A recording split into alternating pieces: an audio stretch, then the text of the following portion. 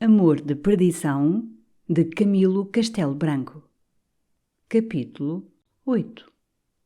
Mariana, a filha de João da Cruz, quando viu seu pai pensar a chaga do braço de Simão, perdeu os sentidos.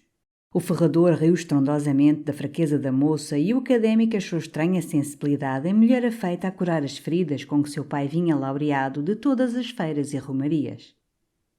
Não há ainda um ano que me fizeram 3 buracos na cabeça, quando eu fui à Senhora dos Remédios, a Lamego, e foi ela que me tosquiou e raspou o casco à navalha, disse o ferrador. Pelo que vejo, o sangue do fidalgo deu volta ao estômago da rapariga. Estamos então bem aviados. Eu tenho cá a minha vida, e queria que ela fosse enfermeira do meu doente. És ou não és, rapariga? Disse ele à filha, quando ela abriu os olhos, com semblante de envergonhada da sua fraqueza. Serei com muito gosto, se o pai quiser. Pois, então, moça, se hás de ir costurar para a varanda, vem aqui para a beira do senhor Simão. Dá-lhe caldos a miúdo e trata-lhe da ferida. Vinagre e mais vinagre, quando ela estiver assim a modo de roxa. Conversa com ele, não o deixes estar a malucar, nem escrever muito, que não é bom quando se está fraco do miolo. E Vossa Senhoria não tenha aquelas de cerimónia, nem me diga a Mariana, a menina isto, a menina aquilo. É, rapariga, dá cá um caldo. Rapariga, lava-me o braço, dá cá as compressas, e nada de políticas.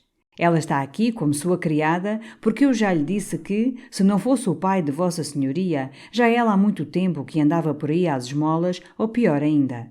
É verdade que eu podia deixar-lhe uns benzinhos ganhos ali a soar na bigorna há 10 anos, afora uns 400.000 réis que herdei de minha mãe, que Deus haja. Mas Vossa Senhoria bem sabe que, se eu fosse à forca ou pela barra fora, vinha à justiça e tomava conta de tudo para as custas. Se Vossa Mecê tem uma casinha sofrível, atalhou Simão, pode, querendo, casar a sua filha numa boa casa de lavoura. Assim ela quisesse. Maridos não lhe faltam. Até o alferes da casa da igreja a cria, se eu lhe fizesse doação de tudo, que pouco é, mas ainda vale 4.000 cruzados bons. O caso é que a moça não tem querido casar. E eu, a falar verdade, sou só e mais ela, e também não tenho grande vontade de ficar sem esta companhia para quem trabalho como moiro. Se não fosse ela, fidalgo, muita asneira tinham feito. Quando vou às feiras ou romarias, se a levo comigo, não bato nem apanho. Indo sozinho, é desordem certa.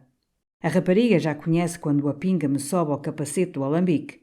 Puxa-me pela jaqueta e, por bons modos, põe-me fora do arraial. Se alguém me chama para beber mais um quartilho, ela não me deixa ir. E eu acho graça à obediência com que me deixo guiar pela moça, que me pede que não vá por alma da mãe. Eu cá, em ela me pedindo por alma da minha santa mulher, já não sei de que freguesia sou. Mariana ouvia o pai escondendo o meio rosto no seu alvíssimo avental de linho.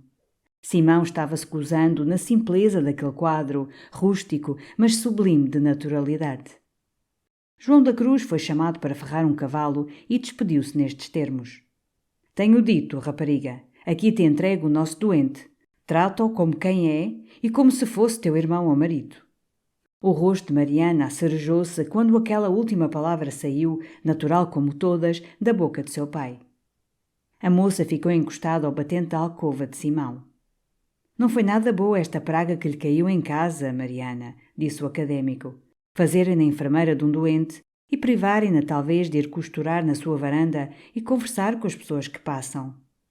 Que me se dá a mim disso? Respondeu ela, sacudindo o avental e baixando o cós ao lugar da cintura com infantil graça. Sente-se, Mariana. Seu pai disse-lhe que se sentasse. Vá buscar a sua costura e dê-me dali uma folha de papel e um lápis que está na carteira. Mas o pai também me disse que o não deixasse escrever, respondeu ela, sorrindo. Pouco não faz mal. Eu escrevo apenas algumas linhas. Veja lá o que faz, tornou ela, dando-lhe o papel e o lápis. Olhe se alguma carta se perde e se descobre tudo. Tudo o quê, Mariana? Pois sabe alguma coisa? Era preciso que eu fosse muito tola. Eu não lhe disse que já sabia da sua amizade a uma menina fidalga da cidade? Disse? Mas que tem isso? Aconteceu o que eu receava. Vossa Senhoria está aí ferido e toda a gente fala nos homens que apareceram mortos. Que tenho eu com os homens que apareceram mortos? Para que está a fingir-se de novas? Pois eu não sei que esses homens eram criados do primo da tal senhora. Parece que Vossa Senhoria desconfia de mim e está a querer guardar um segredo que eu tomara que ninguém soubesse, para que meu pai e o Sr. Simão não tenham alguns trabalhos maiores. Tem razão, Mariana. Eu não devia esconder de si o mau encontro que tivemos. E Deus queira que seja o último. Tanto tenho pedido ao Senhor dos Passos que lhe dê remédio a essa paixão. O pior futuro é o que ainda está por passar. Não, menina, isto acaba assim. Eu vou para Coimbra logo que esteja bom e a menina da cidade fica em sua casa. Se assim for, já prometi 2 arratéis de cera ao Senhor dos Passos. Mas não me diz o coração que Vossa Senhoria faça o que diz. Muito agradecido lhe estou pelo bem que me deseja, disse Simão comovido. Não sei o que lhe fiz para lhe merecer a sua amizade. Basta ver o que o seu paizinho fez pelo meu, disse ela, limpando as lágrimas. O que seria de mim se ele me faltasse e se fosse à forca, como toda a gente dizia? Eu era ainda muito nova quando ele estava na enxovia. Teria 13 anos. Mas estava resolvida a tirar-me ao poço se ele fosse condenado à morte. Se o degradassem, então ia com ele. Ia morrer onde ele fosse morrer. Não há dia nenhum que eu não peça a Deus que dê a seu pai tantos prazeres como estrelas tem o céu. Fui de propósito à cidade para baixar os pés à sua mãezinha e vi suas manas, e uma que era mais nova deu-me uma saia de lapim que eu ainda ali tenho guardada como uma relíquia. Depois, cada vez que ia à feira, dava uma grande volta para ver se acertava de encontrar a senhora Dona Ritinha à janela. E muitas vezes vi o Sr. Simão. E talvez não saiba que eu estava a beber na fonte quando Vossa Senhoria, há 2 para 3 anos, deu muita pancada nos criados, que era mesmo um rebuliço que parecia o fim do mundo. Eu vim contar ao pai, e ele até caiu ao chão a dar risadas como um doido. Depois nunca mais o vi, senão quando Vossa Senhoria entrou com o tio de Coimbra. Mas já sabia que vinha para esta desgraça, porque tinha tido um sonho em que via muito sangue, e eu estava a chorar porque via uma pessoa muito minha amiga a cair numa cova muito funda. Isso são sonhos, Mariana. São sonhos, são. Mas eu nunca sonhei nada que não acontecesse. Quando meu pai matou o almocreve, tinha eu sonhado que o via a dar um tiro noutro homem. Antes de minha mãe morrer, acordei eu a chorar por ela e mais ainda viveu 2 meses. A gente da cidade ri-se dos sonhos, mas Deus sabe o que isto é. Aí vem meu pai, Senhor dos Passos, não vá ser mamã nova. João da Cruz entrou com uma carta que recebera da pobre do costume. Enquanto Simão leu a carta escrita do convento, Mariana fitou os seus grandes olhos azuis no rosto académico e a cada contração da fronte dele angustiava-se-lhe a ela o coração.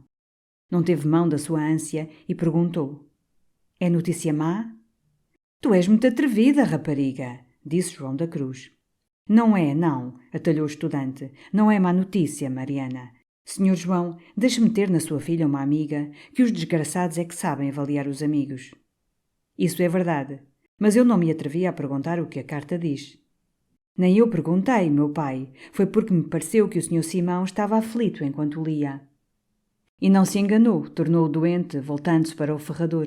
O pai arrastou Teresa ao convento. Sempre é patife de uma vez, disse o ferrador, fazendo com os braços instintivamente o movimento de quem aperta entre as mãos um pescoço.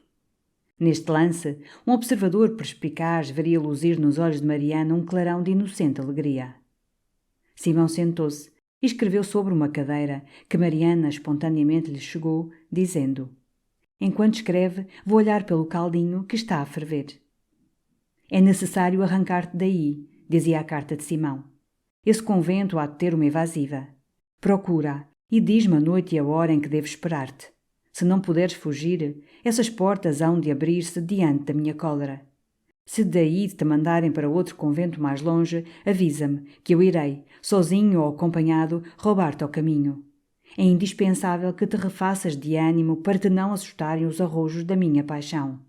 És minha. Não sei de que me serve a vida, se a não sacrificar a salvar-te. Creio em ti, Teresa, creio. Ser-me-ás fiel na vida e na morte. Não sofras com paciência, luta com heroísmo.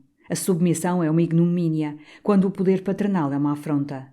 Escreve-me a toda a hora que possas. Eu estou quase bom. Diz-me uma palavra, chama-me, e eu sentirei que a perda do sangue não diminui as forças do coração. Simão pediu a sua carteira, tirou dinheiro em prata, deu ao ferrador e recomendou-lhe que o entregasse à pobre com a carta. Depois ficou relendo a de Teresa e recordando-se da resposta que dera. Mestre João foi à cozinha e disse a Mariana: Desconfio de uma coisa, rapariga. O que é, meu pai? O nosso doente está sem dinheiro. Porquê? O pai como sabe isso? É que ele pediu uma carteira para tirar dinheiro e ela pesava tanto como uma bexiga de porco cheia de vento. Isto bola-me cá por dentro. Queria oferecer-lhe dinheiro e não sei como há de ser. Eu pensarei nisso, meu pai, disse Mariana, refletindo. Pois sim, cogita lá tu, que tens melhores ideias que eu. E, se o pai não quiser bolir nos seus 400, eu tenho aquele dinheiro dos meus bezerros. São 11 moedas de ouro menos um quarto. Pois sim, falaremos. Pensa tu no modo de ele aceitar sem remorsos. Remorsos, na linguagem pouco castigada de mestre João, era sinónimo de escrúpulos ou repugnância. Foi Mariana levar o caldo a Simão, que lhe o rejeitou como distraído em profundo cismar. Pois não toma o caldinho, disse ela com tristeza. Não posso, não tenho vontade, menina. Será logo. Deixe-me sozinho algum tempo. Vá, vá. Não passe o seu tempo ao pé de um doente aborrecido. Não me quer aqui? Irei e voltarei quando Vossa Senhoria chamar. Dissera isto Mariana com os olhos a rever em lágrimas. Simão notou as lágrimas e pensou um momento na dedicação da moça, mas não lhe disse palavra alguma. E ficou pensando na sua espinhosa situação. Deviam de ocorrer-lhe ideias aflitivas que os romancistas raras vezes atribuem aos seus heróis. Nos romances todas as crises se explicam, menos a crise ignóbil da falta de dinheiro. Entendem os novelistas que a matéria é baixa e plebeia. O estilo vai de má vontade para coisas rasas. Balzac fala muito em dinheiro, mas dinheiro a milhões. Não conheço, nos 50 livros que tenho dele, um galã num entreacto da sua tragédia a cismar no modo de arranjar uma quantia com que paga o alfaiate ou se desembarace das redes que um usurário lhe lança, desde a casa do juiz de paz a todas as esquinas, de onde o assaltam o capital e juro de 80%. Disto é que os mestres em romance se escapam sempre. Bem sabem eles que o interesse do leitor se gela a passo igual que o herói se encolhe nas proporções destes heróizinhos de botequim, de quem o leitor dinheiroso foge por instinto e o outro foge também porque não tem que fazer com ele. A coisa é vilmente prosaica, de todo o meu coração o confesso. Não é bonito deixar a gente vulgarizar-se o seu herói a ponto de pensar na falta de dinheiro, um momento depois que escreveu à mulher estremecida uma carta como aquela de Simão Botelho. Quem a lesse diria que o rapaz tinha postadas, em diferentes estações das estradas do país, carroças e folgadas parelhas de mulas para transportarem a Paris, a Veneza ou ao Japão a bela fugitiva. As estradas, naquele tempo, deviam ser boas para isso. Mas não tenho a certeza de que houvesse estradas para o Japão. Agora creio que há, porque me dizem que há tudo. Pois eu já lhes fiz saber, leitores, pela boca de mestre João, que o filho do corregedor não tinha dinheiro. Agora lhes digo que era em dinheiro que ele cismava quando Mariana lhe trouxe o caldo rejeitado. A meu ver, deviam atribulá-lo estes pensamentos. Como pagaria a hospitalidade de João da Cruz? Com que agradeceria os desvelos de Mariana? Se Teresa fugisse, com que recursos proveria a subsistência de ambos? Ora, Simão Botelho saíra de Coimbra com a sua mesada, que não era grande, e quase lhe absorvera o aluguel da cavalgadura e a gorjeta generosa que dera ao arrieiro, a quem devia o conhecimento do prestante ferrador. As relíquias desse dinheiro dera-as ele à portadora da carta naquele dia. Má situação. Lembrou-se de escrever à mãe. Que lhe diria ele? Como explicaria a sua residência naquela casa? Deste modo não iria ele dar indícios da morte misteriosa dos 2 criados de Baltazar Coutinho? Além de que, subajamente sabia ele que sua mãe o não amava. E, a mandar-lhe algum dinheiro em segredo, seria escassamente o necessário para a jornada até Coimbra. Péssima situação. Cansado de pensar, favoreceu a providência dos infelizes com um sono profundo. E Mariana entrara pé ante pé na sala e, ouvindo-lhe a respiração alta, aventurou-se a entrar na alcova. Lançou-lhe um lenço de caça sobre o rosto, em roda do qual zumbia um enxame de moscas.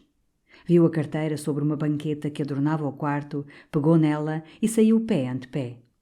Abriu a carteira, viu papéis que não soube ler, e num dos repartimentos 2 moedas de 6 vinténs. Foi restituir a carteira ao seu lugar e tomou de um cabide as calças, colete e jaqueta à espanhola do hóspede. Examinou os bolsos e não encontrou um ceitil. Retirou-se para um canto escuro do sobrado e meditou. Esteve meia hora assim e meditava angustiada a nobre rapariga. Depois ergueu-se de golpe e conversou longo tempo com o pai. João da Cruz escutou-a, contrariou-a, mas ia de vencida sempre pelas réplicas da filha, até que, afinal, disse: Farei o que dizes, Mariana. Dá-me cá o teu dinheiro, que não vou agora levantar a pedra da lareira para bolir no caixote dos 400.000 réis. Tanto faz um como o outro, teu é ele todo. Mariana deu-se pressa em ir à arca, de onde tirou uma bolsa de linho com dinheiro em prata e alguns cordões, anéis e arrecadas. Guardou o seu ouro numa boceta e deu a bolsa ao pai.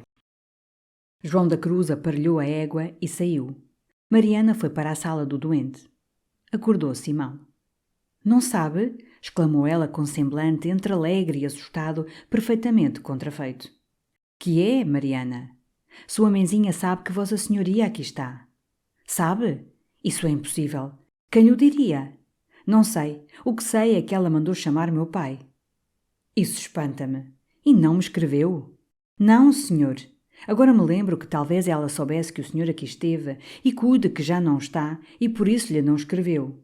Poderá ser? Poderá? Mas quem o diria? Se isto se sabe, então podem suspeitar da morte dos homens. Pode ser que não. E, ainda que desconfiem, não há testemunhas. O pai disse que não tinha medo nenhum. O que for soará. Não esteja agora a cismar nisso. Vou-lhe buscar o caldinho, sim? Vá, se quer, Mariana. O céu deparou-me em si a amizade de uma irmã. Não achou a moça na sua alegre alma palavras em resposta à doçura que o rosto do mancebo exprimia. Veio com o caldinho, diminutivo que a retórica de uma linguagem meiga sanciona, mas contra o qual protestava a larga e funda malga branca, ao lado da travessa com meia galinha loira, de gorda. Tanta coisa! Exclamou, sorrindo, Simão. Como o que puder, disse ela corando. Eu bem sei que os senhores da cidade não comem amalgas tamanhas, mas eu não tinha outra mais pequena. E coma sem nojo, que esta malga nunca serviu, que a fui buscar à loja, por pensar que Vossa Senhoria não quisera ontem comer por se atrigar da outra. Não, Mariana, não seja injusta. Eu não comi ontem pela mesma razão porque não como agora. Não tinha nem tenho vontade. Mas coma por eu lhe pedir. Perdoa o meu atrevimento. Faça de conta que é uma sua irmã que lhe pede. Ainda agora me disse que o céu me dava em si a amizade de uma irmã. Pois aí está. Simão achou tão necessário à sua conservação o sacrifício como ao contentamento da carinhosa Mariana. Passou-lhe na mente, sem sombra de vaidade, a conjetura de que era amado daquela doce criatura. Entre si dizia que seria uma crueza mostrar-se conhecedor de tal afeição, quando não tinha alma para lhe apremiar, nem para lhe mentir. Assim mesmo, bem longe de se afligir, lisonjeavam-no os desvelos da gentil moça. Ninguém sente em si o peso do amor que se inspira e não comparte. Nas máximas aflições, nas derradeiras horas do coração e da vida, é grato ainda sentir-se amado quem já não pode achar no amor diversão das penas, nem soldar o último fio que se está partindo. Orgulho ou insaciabilidade do coração humano, seja o que for, no amor que nos dão é que nós graduamos o que valemos em nossa consciência. Não desprezia, portanto, o amor de Mariana ao amante apaixonado de Teresa. Isto será culpa no severo tribunal das minhas leitoras. Mas, se me deixam ter opinião, a culpa de Simão Botelho está na fraca natureza, que é toda galas no céu, no mar e na terra, e toda incoerência, absurdezas e vícios no homem, que se aclamou a si próprio rei da criação e nesta boa-fé dinástica vai vivendo e morrendo.